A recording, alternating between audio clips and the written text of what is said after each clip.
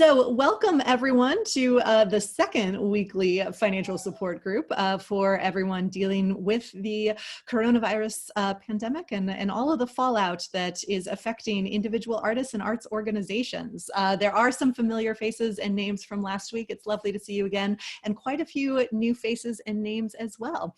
So what I thought we would do is go through some general information, things that have changed since last week, and then also specifically respond to some of the questions that individuals provided as we were all getting started and as you were registering for this week, because there are some really good ones.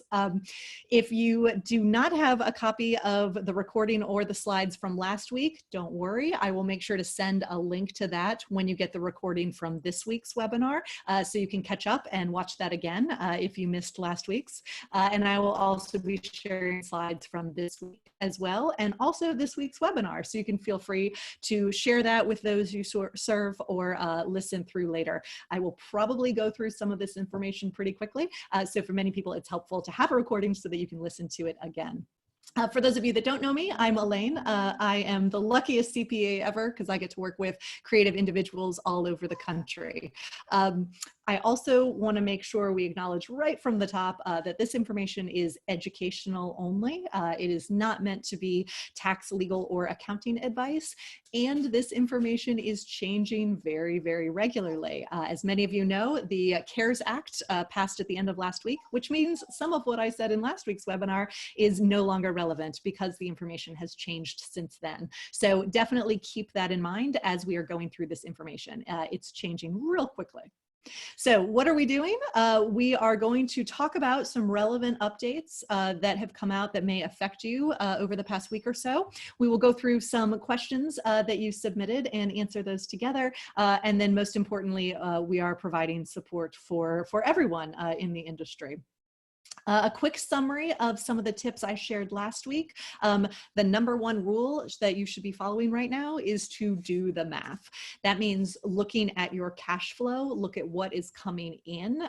Now that March is almost over and we're looking at April, definitely start planning out what cash you think will be coming in, and also what expenses you know are going to be going out, and watch those account balances carefully. Specifically, your checking and savings accounts, but also watch those debt balances as well, because all of that is going to need to be paid back at some point. When it comes to your expenses, we want to make sure we are minimizing them as much as possible. So if there are expenses you can suspend, think about that. This might be a subscription or something else that may not be really necessary right now. Maybe it's a transit benefit through your W-2 employer. Go ahead and suspend all of those unnecessary expenses and ask for flexibility.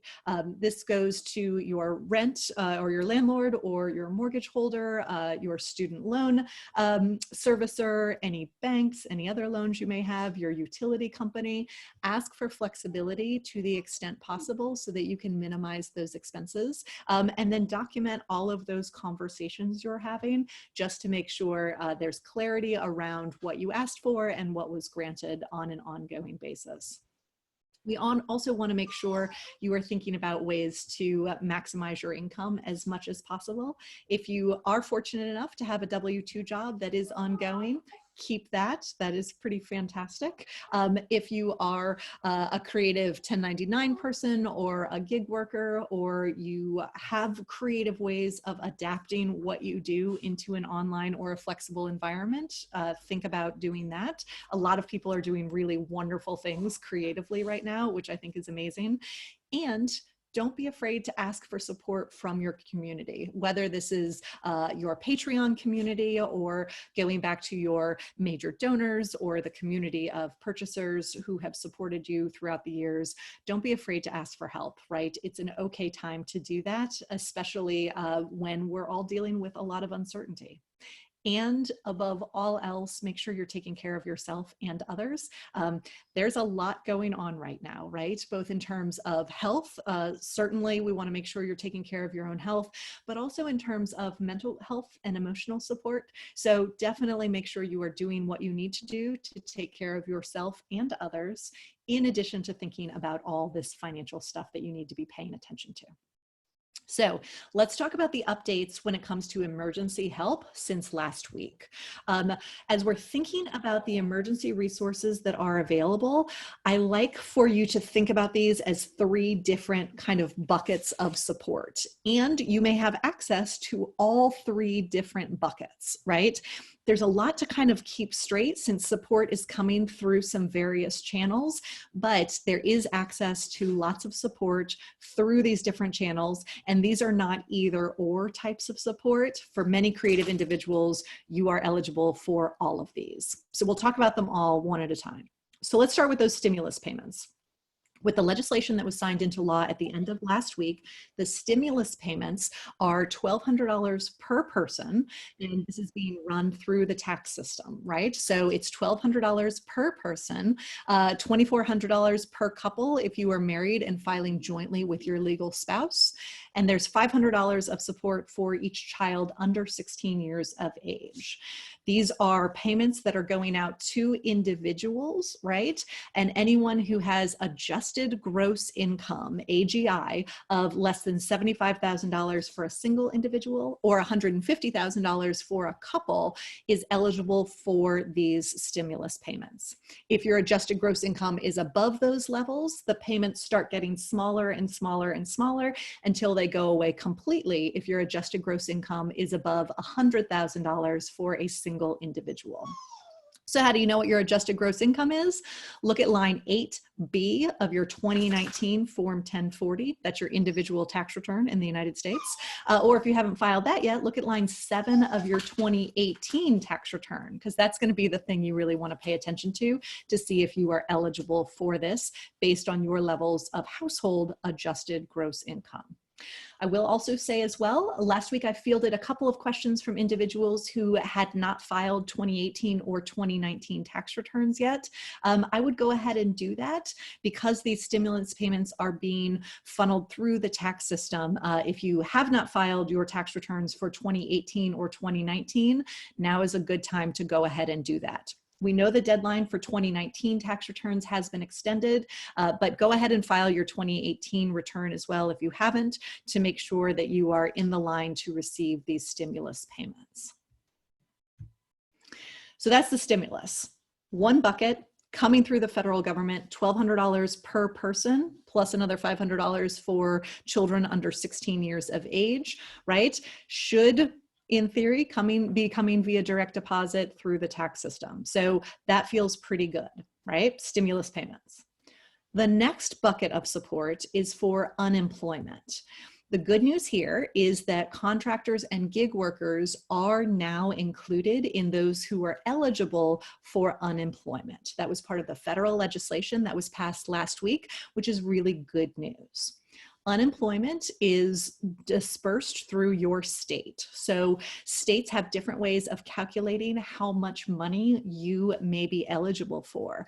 This is true if you are a W-2 employee and your hours have been reduced, or if you've been laid off, and if you are a contractor or a gig worker. So you'll want to go ahead and apply for unemployment through your state's portal for dispersing unemployment and go through the calculations for estimating the amount of income that you may have eligible for replacement under the new unemployment regime, right? This will extend through December of 2020, which is good news because you may find yourself not having income bounce back very quickly. And if you are a musician or a visual artist, or you sell work, or you do anything else sort of in the creative economy, maybe you're a freelance writer, et cetera, now you have access to unemployment as a temporary measure, even if you do not have a W-2 job. So it was a great development as part of the legislation last week.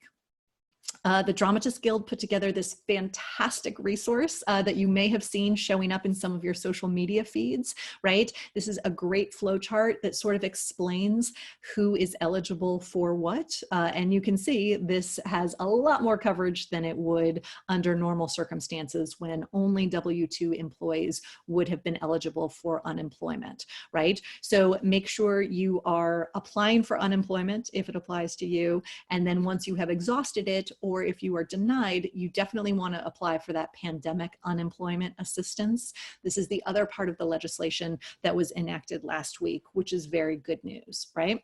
This is not perfect. It is not a fail-safe, right? But it is an option to get some additional support through the unemployment system, even for gig workers and those who are self-employed and 1099 individuals, contractors, right? This is wonderful because you can have some support in addition to the stimulus money, right? That's coming from a different pocket. This is some unemployment support that you may likely be eligible for. So I'd encourage you to go ahead and start the process through your state if you haven't already. So that's unemployment. So we've got the stimulus. That's excellent news. You've got unemployment, which is a good option. And then we've got this third bucket of support that I'm loosely calling small business support, right? And individual artists are considered small businesses, right? Especially if you are filing Schedule C as part of your taxes, right? That's the form where you report all of your ordinary and necessary business expenses. So if you are a sole proprietor, or you have an LLC, or you otherwise run a creative business, generally speaking, most individuals fall within that small business support category, as do arts organizations and others, right? So there's additional money and support that is available through this bucket. I will start with a shout out to some amazing organizations who are doing really, really great work in providing emergency support in this area. Surf Plus, Joan Mitchell, NIFA, Tremaine, Alliance of Artists Communities, they are all providing wonderful access to emergency grants and resources. There are probably lots more on this list. So if you know of resources that you particularly like, or maybe you work with, feel free to drop those into the chat and we'll make sure to add them to future conversations. Also, states arts councils and commissions, and also particularly the city arts agencies, are doing wonderful things to foster city level support and emergency grants for artists. I live in Columbus, Ohio. I know the Greater Columbus Arts Council has done wonderful things. They've gotten applications for, I think, $118,000 worth of emergency aid requests, and they've dispersed close to $30,000 so far, I believe. And again, these are emergency grants that are going directly to individuals. Indianapolis is doing something similar, and there are a number of other cities nationwide that are doing these types of emergency grant programs. I know the city of Austin, I saw something they were doing as well last week. So if you live in a city where this is happening, definitely research what potential emergency options might be available to artists and to small businesses through these various city agencies, right? There's a lot of support available right now. And if you live in a city where this is not happening, maybe it's a good time to reach out to someone at the city level and maybe share what other cities are doing to see if it might be an option in your area as well. The Small Business Administration is also extending low interest loans to small businesses, right? The loans are generally up to $25,000 at 3.75%. The interest is capped at 4% based on last week's legislation, and nonprofits are generally eligible for loans in the 2.75% range. So if this is something that you might be interested in as a small business, including an individual artist who is a small business or is a nonprofit, you can apply on the SBA's website and get a full term sheet that would specify the amount of loan you would be eligible for, as well as your interest rate. So know that this is an option as well. These are loans as opposed to emergency grant payments, so be aware that it will have to be paid back at some point. Although if you are a small business and you are using this money to fund your payroll, that portion of the loan is forgivable up to certain thresholds. So that might not need to be paid back, which is very good news, particularly for small businesses. But if you are using it for other small business expenses, you would need to pay it back over time. I'd also remind you that you are part of a community, so don't forget to ask for community support. Maybe this is from your bank or credit union. Many of them are encouraging their individual customers to reach out for loan access, but also emergency grants. Many banks and credit unions also have foundations that are providing support. You may also want to talk to different trade groups or associations you are part of. There is lots of support and also advocacy advocacy available right now. So take advantage of those communities and those individuals you have already built relationships with, including geographic civic associations. Artists are really valued in lots of communities where they live and work, because as we know, the arts make communities stronger and make them thrive. So now is a really good time to remember those civic associations and all of those other groups you've been supporting as an artist with your work over all of these years. Make sure you're aware of what they're doing, both in terms of private support, whether that's an emergency grant, or maybe it's advocacy on your behalf with a landlord or a developer for some flexibility when it comes to some of those rent payments, or maybe it's just general advocacy and support. You are part of a community. There is lots of support going on right now, so don't be afraid to remind the community that you're still there and still in need of support. As we know, the tax filing deadline for your federal tax returns with the IRS has been extended to July 15th, which is good news. Although I would say if things are slow right now because creatively you're maybe not working as much, go ahead and knock out those taxes, just get them done so that when things pick back up, you are ready to dive back into the creativity and you don't have to worry about filing your taxes, even if you don't have to file them right away. So go ahead and do that. It's a good use of your time right now. Keep in mind that not all states have extended that tax filing deadline, right? And cities often may not as well. So keep track of what your city tax obligations are and also your state tax obligations, because even if you decide not to file your federal return until July or pay the taxes until then, you may still have state or city obligations. And I mentioned it last week, but it's still a really great resource. The AICPA is keeping a running list of different states that have taken action to extend their deadlines. Most of the state and national CPA associations are heavily advocating for all states to change their deadlines to match the IRS deadlines, right? So that's another example of one of those groups that you might be a part of or have an association with advocating on behalf of individuals. But stay tuned and make sure you know what your state has done. Also pay attention to other tax deadlines. Many of you may have sales tax filing obligations. In most states, those are not being extended, right? So make sure you are staying on top of those obligations and those payments that might be due. The same is often true for property taxes. So depending on where you live and what your tax obligations might be, definitely make sure you are paying attention to what has and has not been extended. I wanted to take some time to make sure we were going through the questions that came through. There were about 40 people who registered for this, and they put forward some fantastic questions. So I wanted to take some time to go through them. Some of the information I'll share will be a little bit repetitive, but that's okay, right? The more times we hear this, the better. One of the questions I thought was really delightful, and I wanted to start with it, is very simply, how are solo artists managing? Based on what I have observed, generally, the artists I work with are managing pretty well. They're managing with a lot of creativity. And there is a range. Some are faring better than others, and some are having really good days, and some are having not so good days.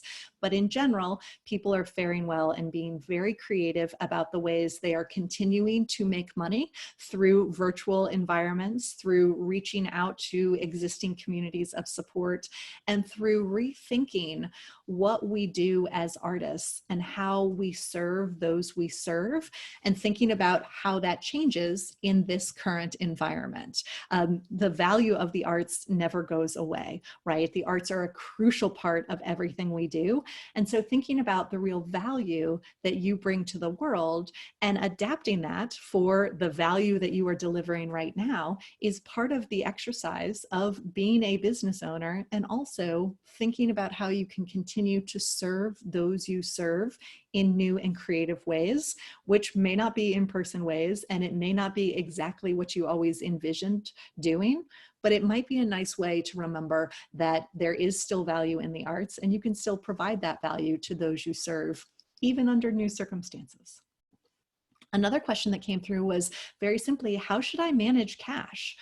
The short answer is that you should manage it very, very carefully, right? I would strongly encourage you, depending on kind of your financial situation, it is not unreasonable to check in with your money once a week and look at what the balances in your checking and savings accounts are, what the balance on your credit card is, and think about carefully managing your cash to prioritize those expenses that you absolutely must pay where there is no flexibility, and asking for flexibility with any of the other expenses.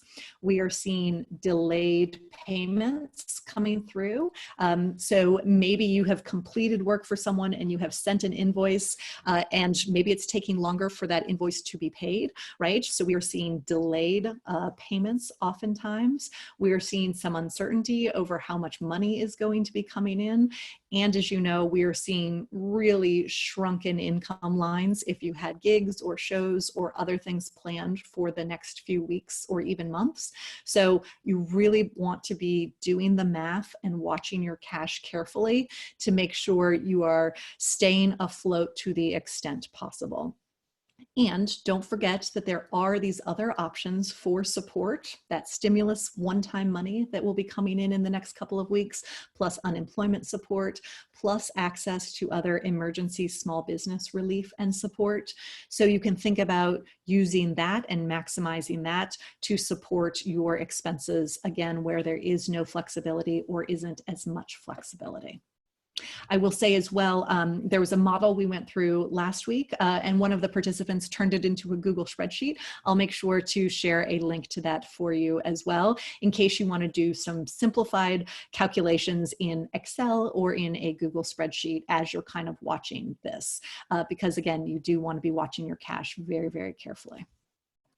This is a question that came through from an organization about budgeting specifically. So how do you solve today's crisis budgeting, yet also look to future budgets when there is so much uncertainty? And I think this captures the idea that for many of us, we're thinking about managing the immediate term, but also challenged to look and budget for the longer term, which could be a year, maybe it's even longer than that.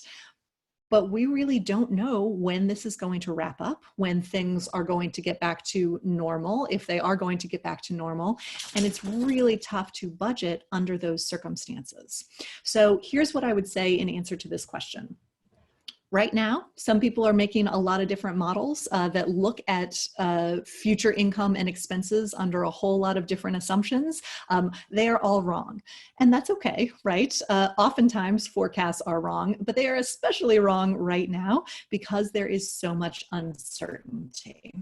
So I would encourage you to think about focusing on the near and immediate term. So maybe the next 3-ish months or so to think about the emergency money and the cash you need to have on hand as you minimize those expenses.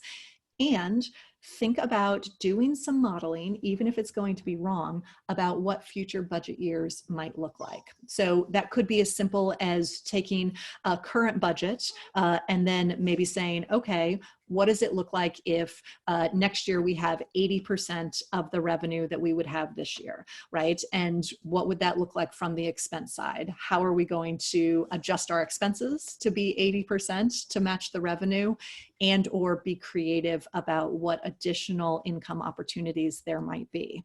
If 80% or 70% or any of these other figures feel just insane, you can dig into each line in a little bit more detail.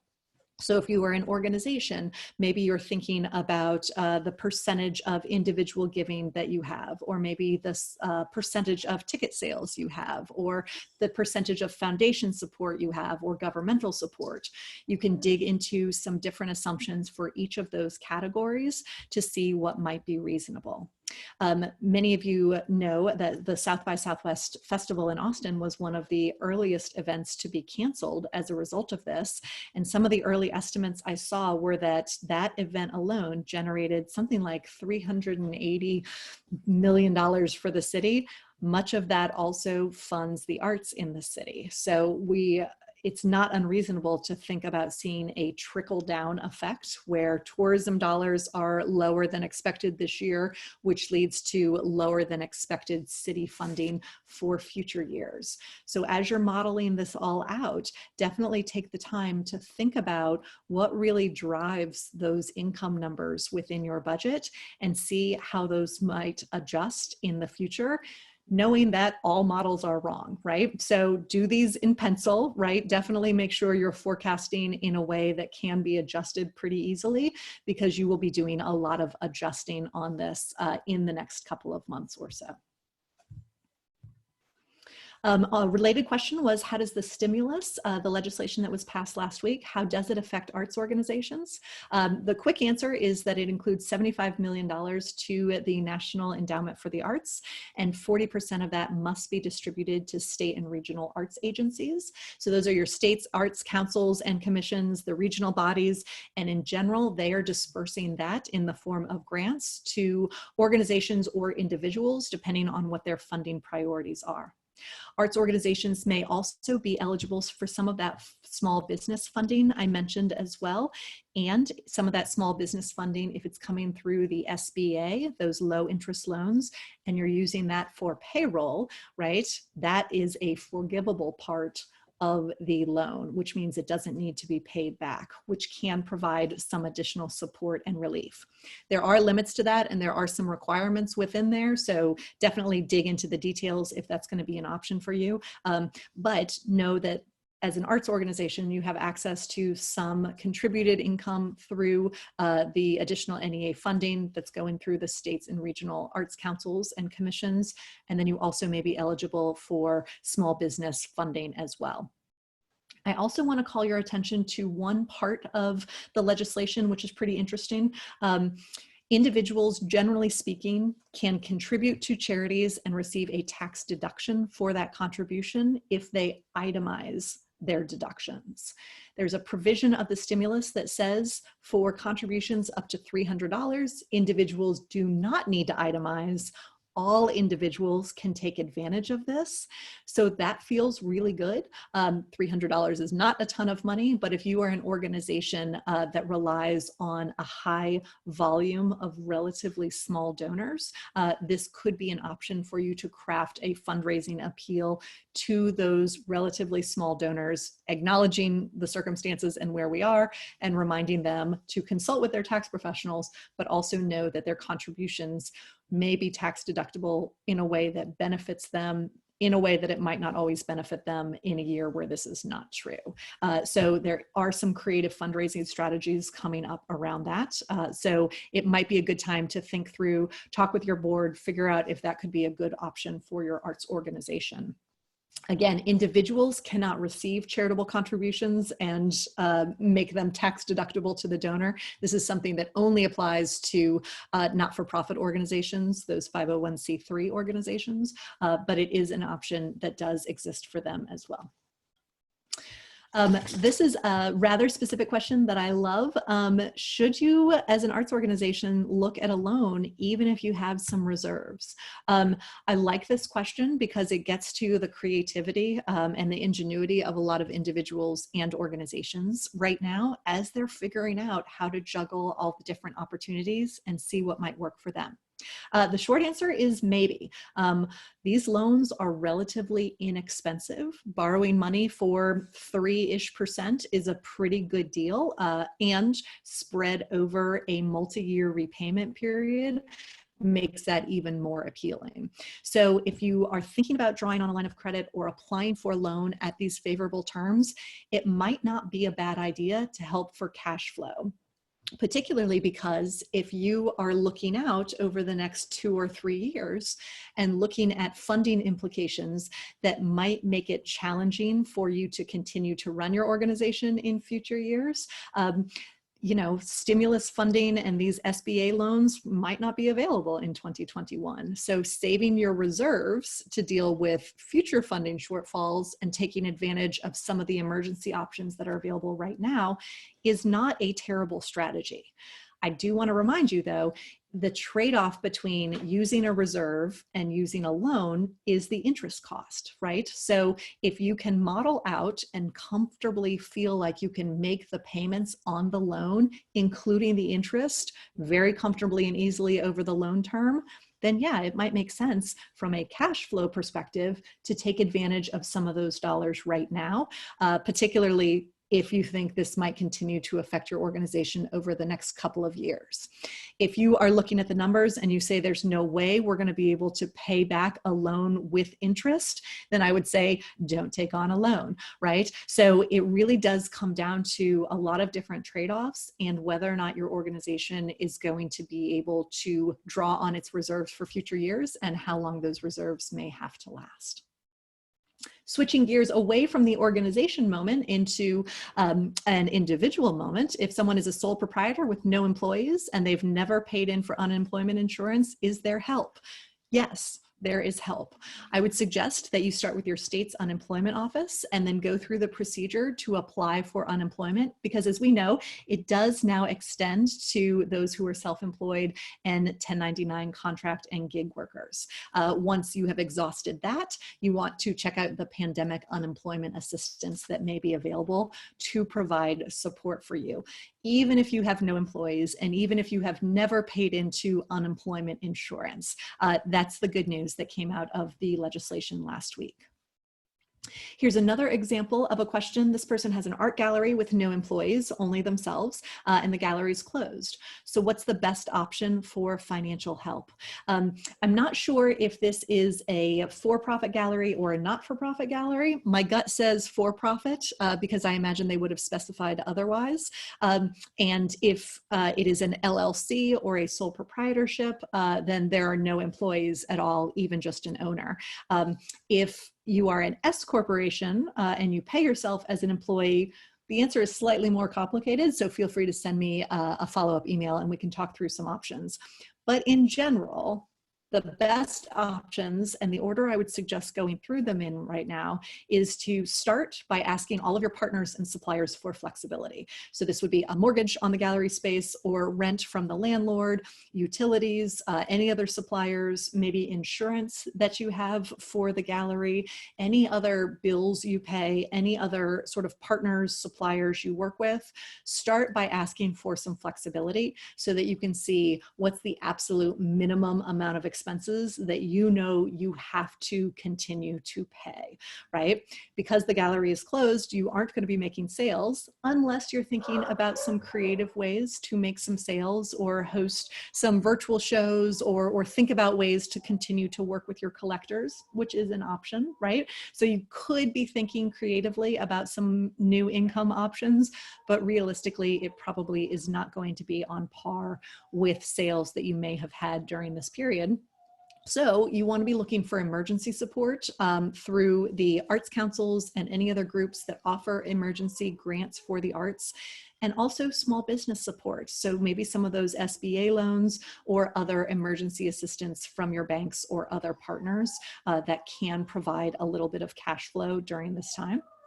For yourself, you will want to look at your state's unemployment office and follow the process to apply for unemployment because even if you are not an employee of the gallery because you own it and maybe it's an LLC, right, you would fall as someone who is self-employed in that context. So you would be eligible for unemployment based on the legislation that passed last week. So go ahead and go through that process to start applying for unemployment based on what the lost revenue or the lost income from self-employment may have been. When all those things are exhausted, you want to look for your pandemic unemployment assistance to see if there is an option for ongoing support as well.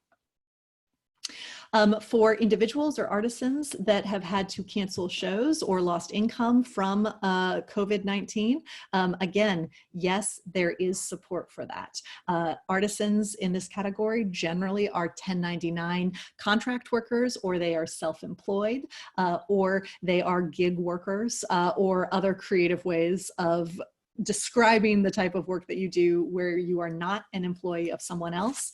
you are losing income during this time, right? So start with your state's unemployment office and then follow the online application procedure.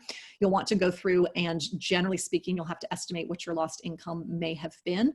And so you'll want to give yourself plenty of time to go through that process. And again, once you have exhausted all of that, then the next option is that pandemic unemployment assistance. And the flow chart from the Dramatists Guild really is a wonderful resource to kind of walk you through all of those different steps slowly. But the TLDR version is that yes, artisans, small business owners, individuals, musicians, freelancers, designers, everyone who works in a capacity as a contractor or someone who is self-employed is eligible for unemployment support, which is great. A slightly different example of a question that came in. This is someone who is a teacher, and this person is still receiving a W-2. They are continuing their employment, and generally speaking, they also have income as a musician. How do they go through the process of claiming the lost performance revenue, right? That is an example of someone who is a W-2 employee and also someone who is self-employed, right? So even though your W-2 job is continuing, you are still eligible to apply for unemployment through the lost income from your self-employment. And again, you'll want to start at your state's website and go through the process of applying for unemployment through that option, right? If you are fortunate enough to continue to have a W-2 job, you also may want to take a second to look at the withholdings from any of your paychecks to see if there are things that you may be able to suspend to maximize the cash that's coming into you from that W-2 job.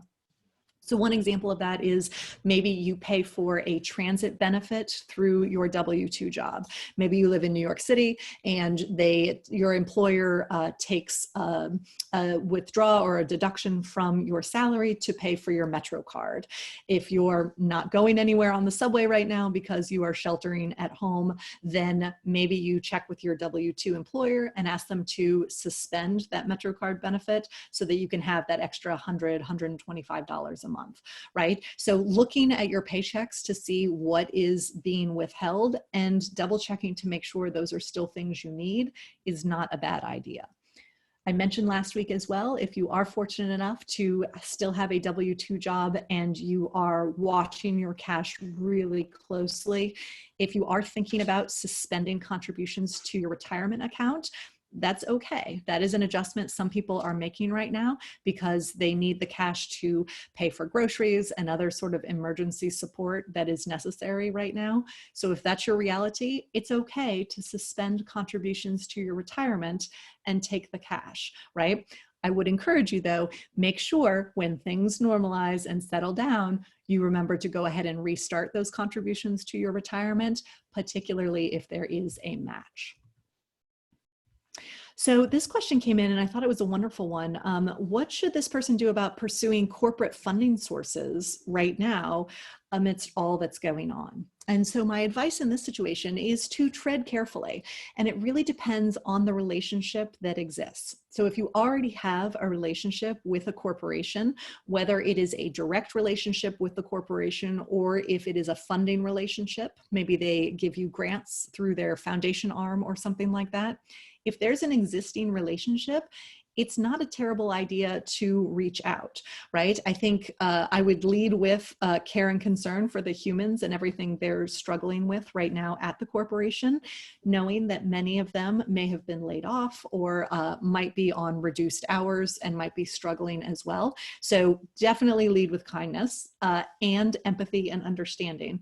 But if there's an existing relationship, I think it is perfectly fine to reach out, especially if there's a scenario where what you do could be of value to the corporation, particularly now, whether that is support for their employees or some sort of creative visual art workshop that they might be interested in offering to support their employees who are working from home or something like that. So I think if there's an existing relationship, go nuts, reach out, lead with kindness and empathy, and think about creative ways of continuing to work together. It's not a great time to be starting new relationships. So I think any sort of cold call or reach out to a corporation, it's probably not a great time for that, right? People are watching their resources really, really carefully and closely. If you think there's really great alignment and it might make sense, and you think there's an opening, I don't think it's the worst idea, but I probably wouldn't spend a whole lot of time trying to forge new relationships right now. I think many people, corporations included, are in sort of a hunker down moment. If this is applying for a grant that the corporation offers, or maybe through their foundation, if the deadlines haven't changed, yeah, by all means, go ahead and apply, particularly if your work aligns really nicely with what they fund. I would look carefully, though, to see, number one, if the deadlines have changed, or if the funding guidelines have changed. We are seeing, I know I saw this with our community foundation recently. They are prioritizing funding toward human service organizations. Arts funding really isn't happening through this particular funder right now, and that they have been transparent about where they are prioritizing their foundation dollars and their support. So if this is an application to a corporation or its foundation in sort of the normal course of business, definitely check to see if the funding guidelines have changed. Because if they have, and your work is no longer a good match with the guidelines, I think you could spend your time better in pursuing something that might be a better match.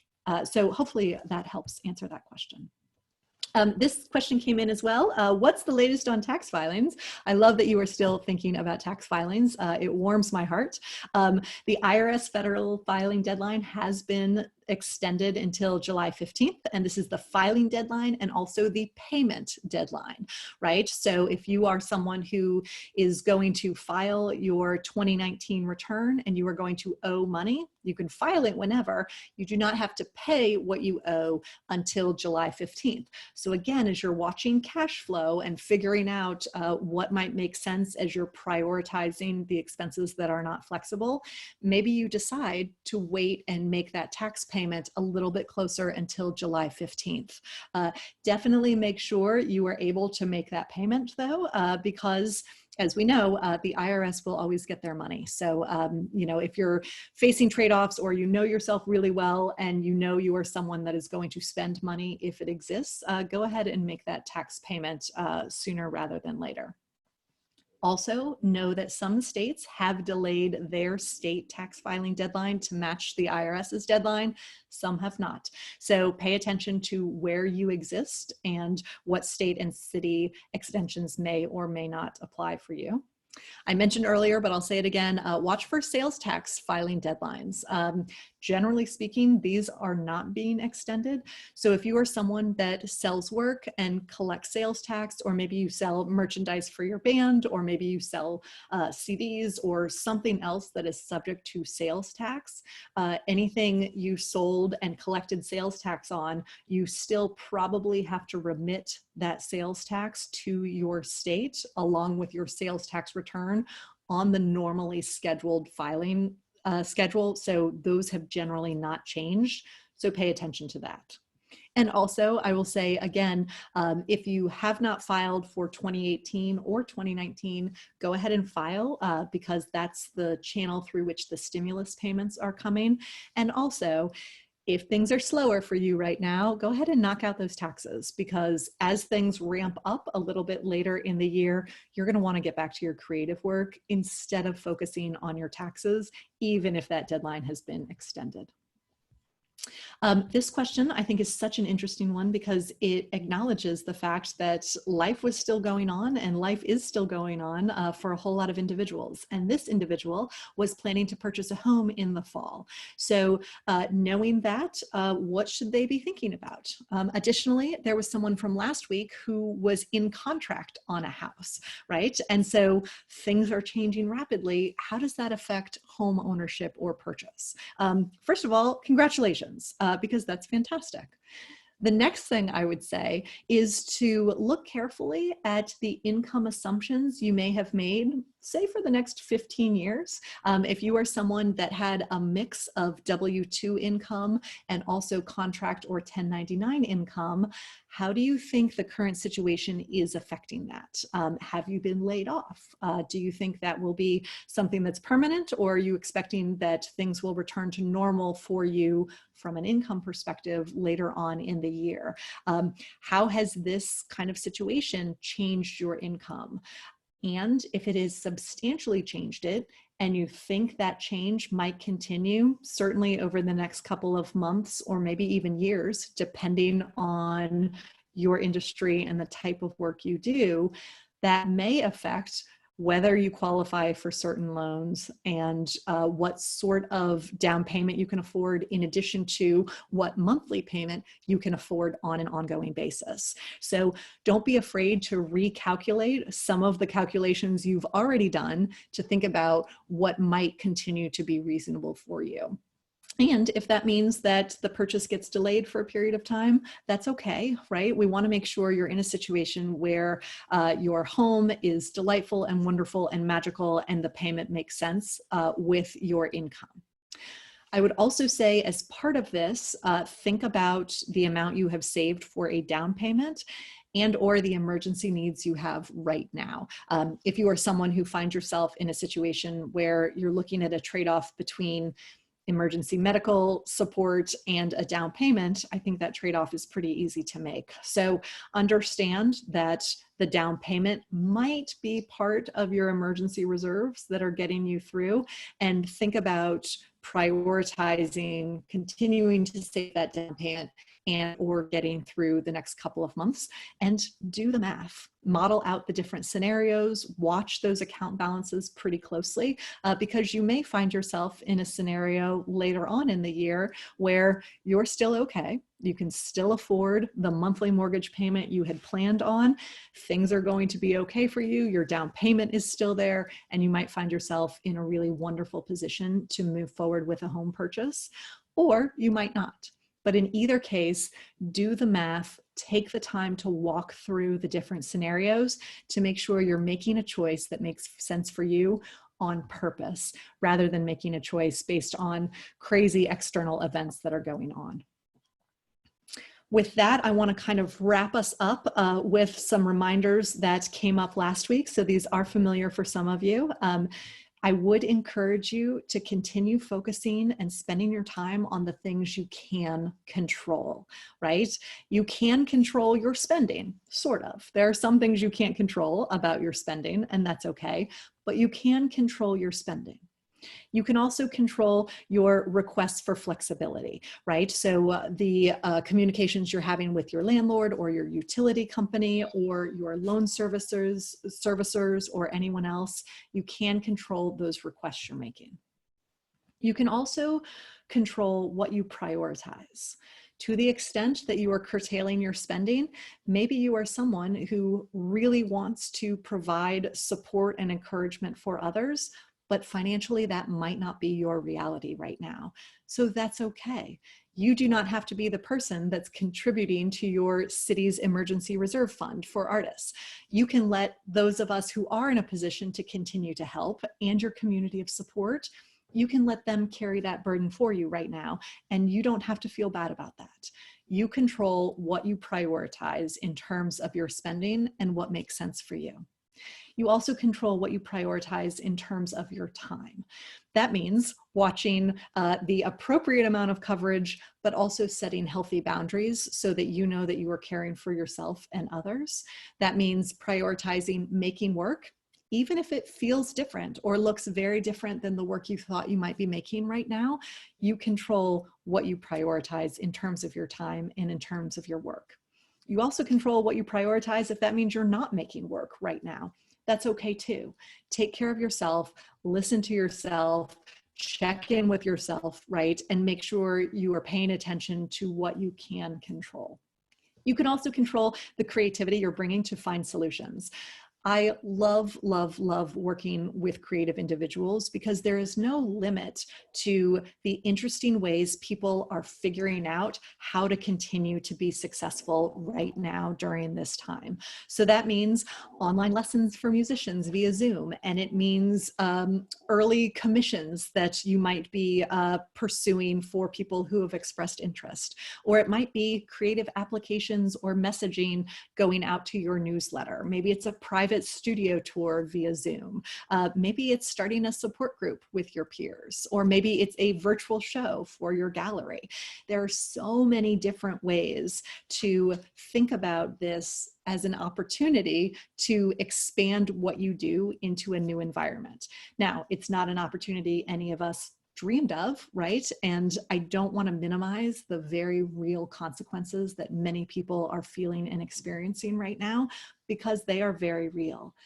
But it is also a great opportunity for you to reassess the value that you as a creator provide to the world, and think about ways to continue providing that value to those you serve, because it really is as important now as it has ever been. You can also control the applications for emergency funding and unemployment you are filing. So it's not a bad idea to set aside some time to pursue some of those on a regular basis, because you can control what you do with your time. What you can't control is Congress. Right? The stimulus payments are one-time payments. We do not know if they will be continued on an ongoing basis or even for a second time. You cannot control that. You can't control if you are reaching out to your legislators or expressing interest in things they may or may not support, but you can't control what they're going to do. You also can't control the market. You can't control the insane ups and downs that we are experiencing economically as a whole right now. And if you are someone that is really affected by those, don't look at them. Don't look at your retirement account. Don't watch the business news, right? Don't pull up the stock figures on your phone.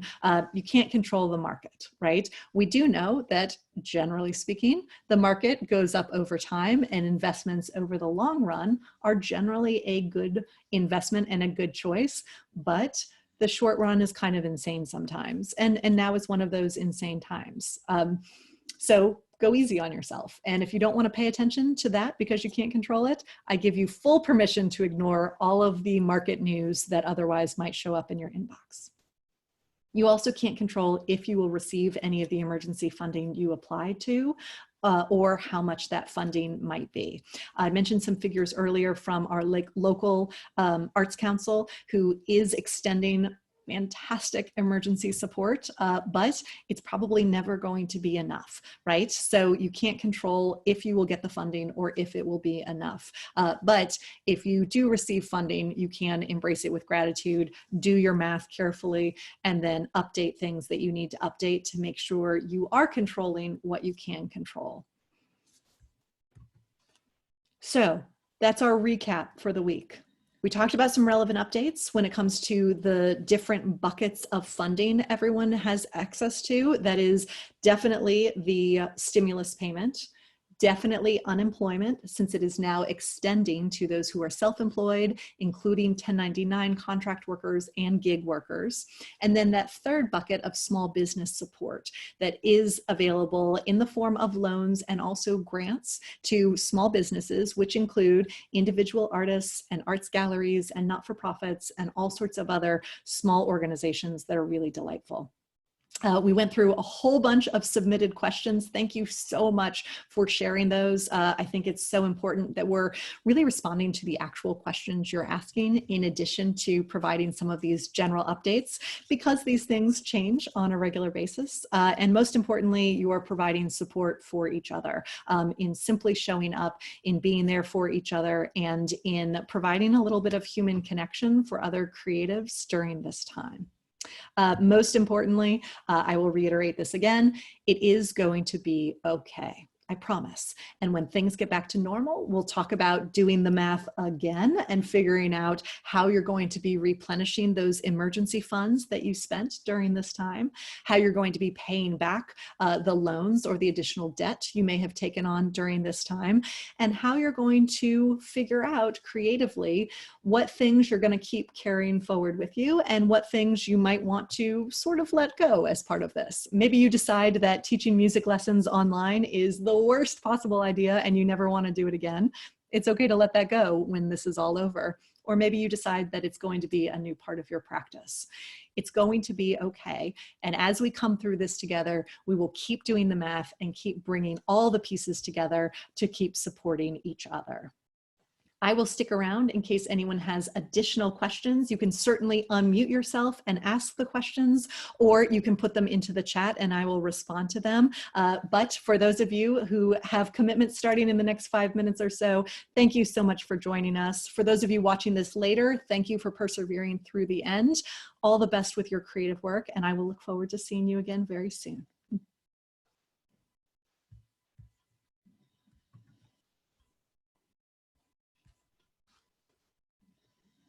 Thanks for your comment, Erica. I'm glad you enjoyed it.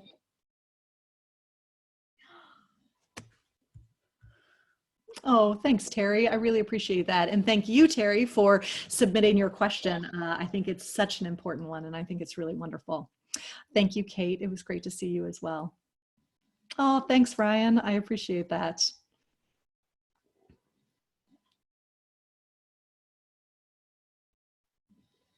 You're very welcome, Jillian. Thanks for being here.